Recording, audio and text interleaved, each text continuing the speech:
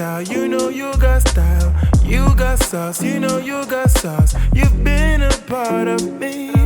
I feel your energy and you.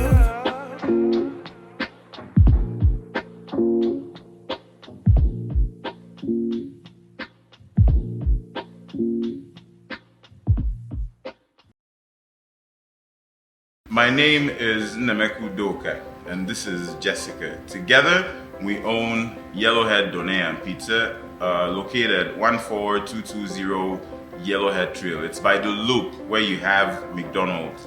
Just get behind McDonald's, you'll find us there.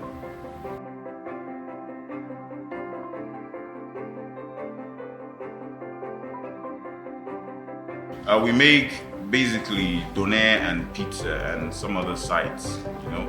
I would say it's an Americanized version of Mediterranean food and pizza. Okay, yeah, that goes.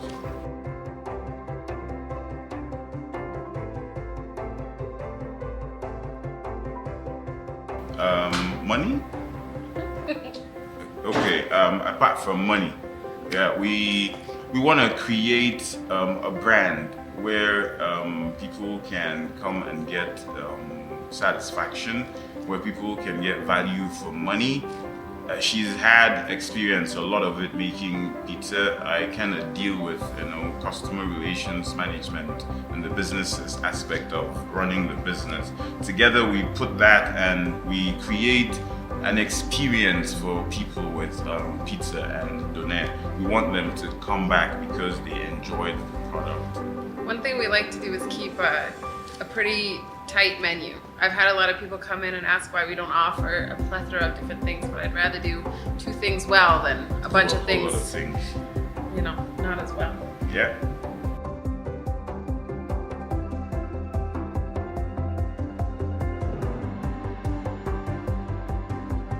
As far as I understand, a kebab, at least in Canada, would be considered like little chunks of meat on a stick, something you might get with rice or something else like that. Donair and shawarma both come on those spits, but shawarma versus donair the shawarma would be the real meat that's all piled up and then you cut it as you cook it, versus donair that is actually kind of a blend of the meat and meals and things mixed, kind of like a big meat loaf type thing that then you cut and slice. So that's what I understand from that. What she didn't say, it's suya, not kebab. What is kebab? Suya. Okay. Good.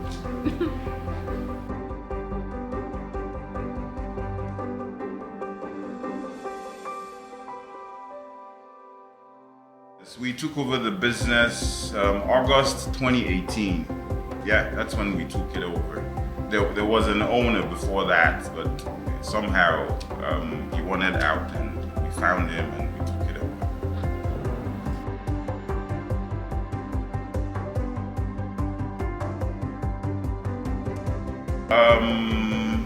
I'm not a person of color. I am a black man, and what is it like owning a restaurant as a black man in Canada? I don't know. I don't know if it's my personality or I don't know. It hasn't been, I don't think it's been highlighted in any way that I'm a black person.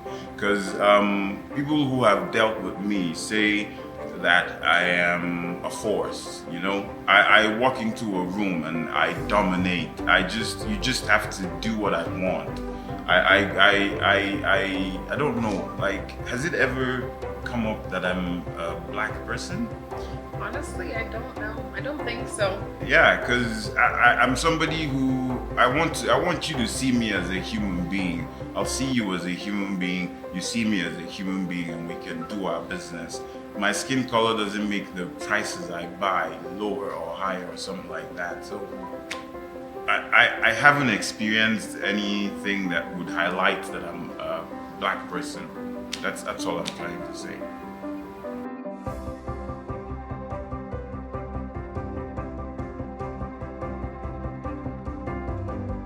Running a business in a pandemic, wow, I enjoy challenges.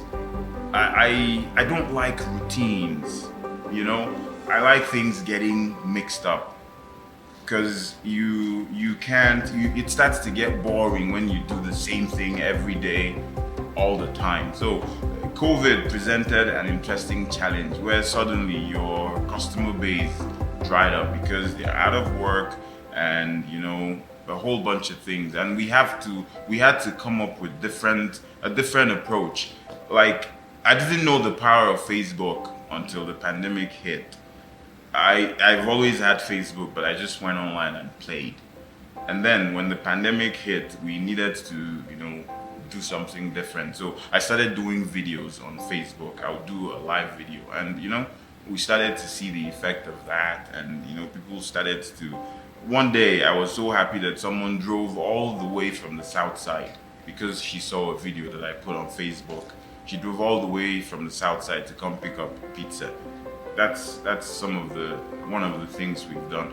Also, we started looking at getting products at a cheaper rate. We started looking at other suppliers because if the pandemic didn't come, we would have just been comfortable. We would sit and just get from one supplier. But when your revenue stream dries or goes down, you need to maximize profit while maintaining quality.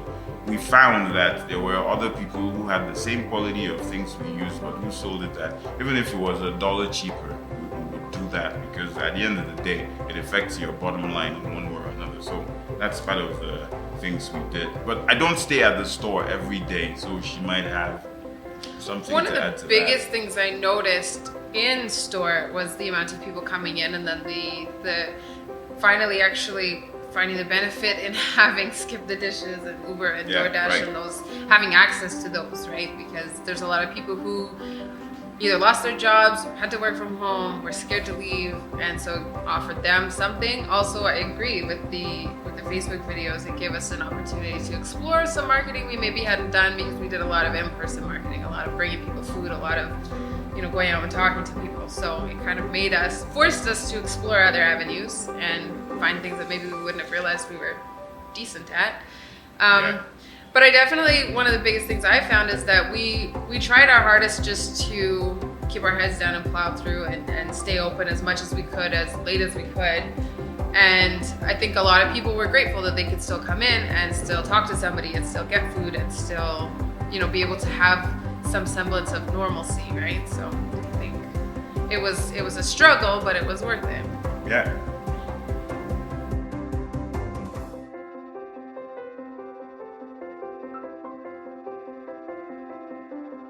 Would I say social media has helped? Oh, it's been a ton of help because the people who designed the mobile phone somehow found a way to make people glued to their phones. So if you want to get people's attention, you don't even have to touch them. Just find a way to get your content onto their screen. So social media, yes, I do Facebook, Twitter mostly. I'm more active on Twitter than on Facebook, but I noticed that, with the pandemic when it hit, I started to do more posts on Facebook, and people started to notice us, and then they were asking, where have you been? You make so good donair and pizza. I'm like, yeah, it doesn't matter that you found us now. The thing is, you found us, so just make sure you keep coming back. So the food is good, but getting your face especially and your personality out there got people in. Then to find out that the food was good to bring people back. Right. So I think that was good. We had a little marketing tool we weren't exploiting. Yeah, I would put it that way.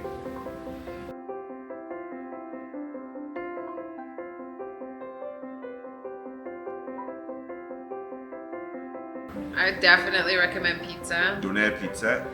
Well, specifically pizza, but Donair pizza is a good one, especially if you've tried other places. And I've heard a lot of people come back here after they've tried other places because they like the balance of how much meat there is versus how much sauce there is. And we have, according to sources, a very good crust that isn't too greasy, that isn't too cardboardy.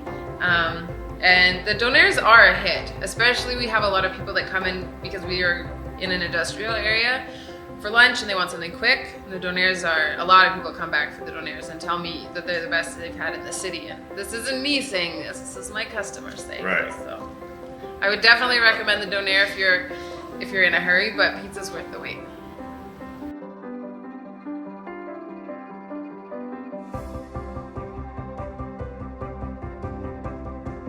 Oh, if you've not had Yellowhead Donair and pizza, and if you've not had pizza and Donair from Yellowhead Donair and pizza, you're missing something. I'm not saying this because I'm the owner or because just go on Google and read the reviews. Hey, you'll find some bad ones because we're not perfect, but there's like 98% positive reviews. Just go on there and read it, and then you can come into the store and have the experience yourself. If you're lucky to meet me on the day you come, I'll make sure you laugh. And you know, while you're eating your meal, you laugh and you will remember me. I promise you, like you will remember hearing this from me, you know, because I dominate. What do you think? I agree with that. I don't think I've ever seen you not screw with a customer's head, but no, I was gonna say something and then I lost it. Oh, just for anybody that's watching that either maybe has been here or also supports local businesses, I think, especially during COVID, I really appreciate everybody that comes in and everybody that still makes an effort to find businesses that aren't, you know, that don't have a national advertising budget behind them, and appreciates the fact that there's local businesses that are trying really hard to get through this. So I don't have a backup plan. I don't have anything other than this. So I really appreciate all the support and help and as many people as we can bring in. I think, yeah, this food speaks for itself, but it needs a good side dish. Yes.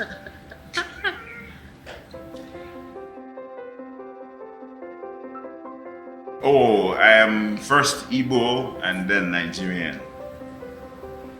That matters. I was born and raised in a small town south of here in Panoka, but I've been in Edmonton for almost 15 years now, so. South of me? I'm sitting here. South of here, south of this. I mean, it's south of you because you're right here, but. Because I'm not from the south. I'm from the east in Nigeria. Southeast, whatever that means.